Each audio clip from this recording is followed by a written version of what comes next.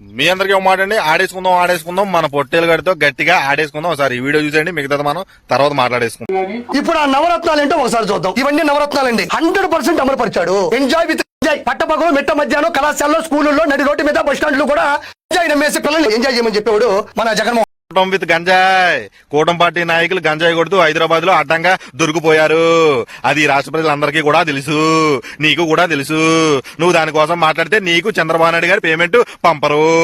Battle with Patil ఎంతమంది అమాయకుల ప్రాణాలు తీసిన ప్రత్యేకంగా చెప్పనక్కర్లా. బాటిల్ విత్ నారావారి మందు అమాయకమైన ప్రజలను ఎర్రిబాగులను చేసి 99 రూపాయలకే నాణ్యత లేని మందును పోసి అమాయకమైన ప్రజల ప్రాణాలతో చెలగాట మాడుతా ఉన్న కూటమి పార్టీ తప్పులు ఈ పొట్టేలుగడికి ఎందుకు కనిపించట్లేదు?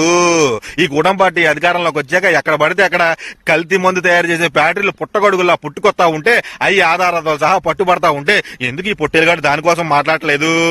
వీధి కోసం ఏ రోజు రోడ్డు వేసిన పాపం లేదు. పండగలోగా రాష్ట్రంలో ఉన్న రోడ్లన్నీ పూర్తి చేసేస్తామని చెప్పి అన్నారు, కానీ ఎక్కడేసిన గొంగలు అక్కడే ఉంది. కావాలితే రారా పొట్టేలు, నీకు చూపిస్తాను బొక్కడిపోయిన స్విమ్మింగ్ పూల్ లాంటి రోడ్లన్నీ.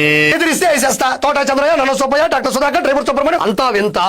మీ కూటమి పార్టీ అధికారంలోకి వచ్చాక మీ కూటమి పార్టీలో ఉన్న జనసేన నేతలు చంపేసిన వాళ్ళ కోసం ఎందుకు మాట్లాడలేదు? ఈ రాష్ట్రంలో మీ కూటమి పార్టీ అధికారంలోకి వచ్చాక ఆడబిడ్డలను రేపులు చేసి చంపేస్తా ఉంటే దాని గురించి ఎందుకు మాట్లాడలేదు పొట్టేలు? ఇంక రోజత్మాలు మా జగన్మోహన్ రెడ్డి గారితో మాది పట్టుకుని ఏలాటమేనా పొట్టేలు?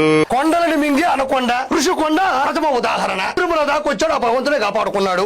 భూములు మింగే మింగిసలో మా నాయకుడు జగన్మోహన్ రెడ్డి గారు కొండను కొట్టి బిల్డింగ్ అన్నా కట్టారు, కానీ మీ నాయకులు దోచుకో తినకన్నట్టుగా 5,000 ఎకరాల భూముల్ని అమాంతం మింగేశారు.